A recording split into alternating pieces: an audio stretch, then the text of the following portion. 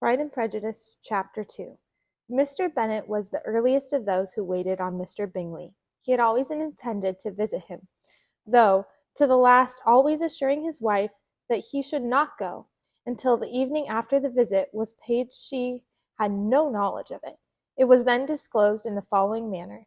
Observing his second daughter employed in trimming a hat, he suddenly addressed her with, "I hope Mr. Bingley will like it, Lizzie." "We are not in a way to know what Mr. Bingley likes," said her mother resentfully, "since we are not to visit." "But you forget, mamma," said Elizabeth, "that we shall meet him at the assemblies, and that Mrs. Long promised to introduce him."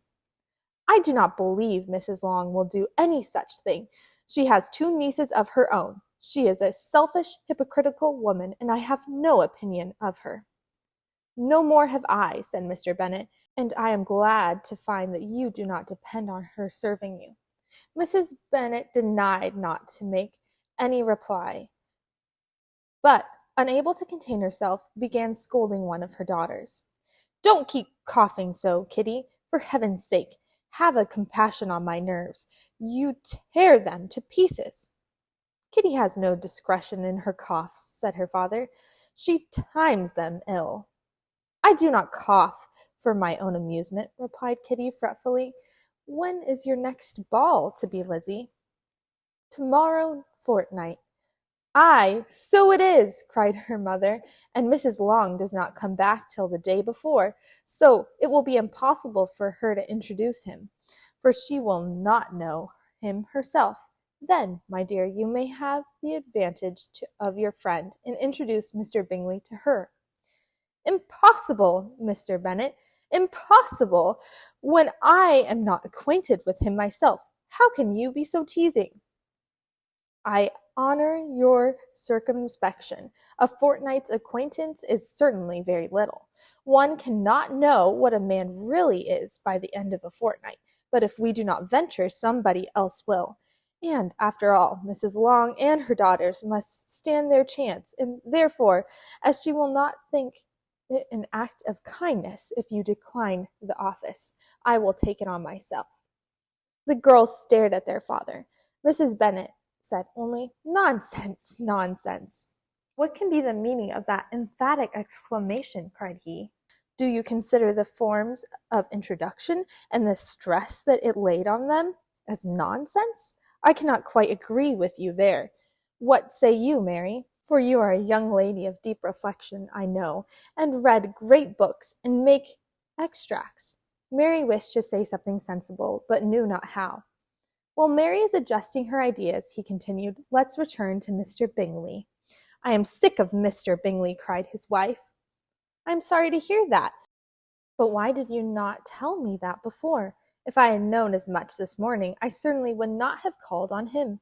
It is very unlucky, but as I have actually paid the visit, we cannot escape the acquaintance now." The astonishment of the ladies was just what he wished, that of Mrs. Bennet perhaps surpassing the rest, though, when the first tumult of joy was over, she began to declare that it was what she had expected all the while. "How good it was in you, my dear Mr. Bennet!